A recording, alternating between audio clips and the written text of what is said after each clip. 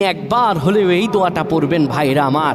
আপনার কাছে অনুরোধ করে বলি, দিনে একবার হলেও দোয়াটা পড়বেন, আপনার শত বিপদ আল্লাহ দূর করে দিবেন, রিজিকে বারাকা দান করে দিবেন, গুনাহগুলো মাফ করে দিবেন, কিয়ামতের ময়দানে আপনার হিসাব নিকাশ সহজ করে দিবেন। সুবহানাল্লাহ।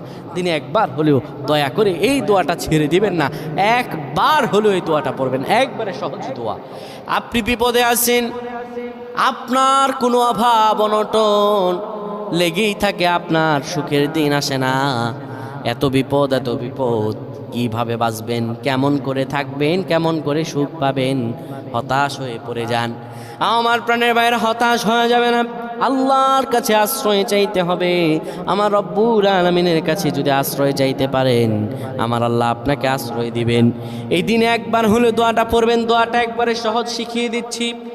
رب اغفر لي ولوالدي وللمؤمنين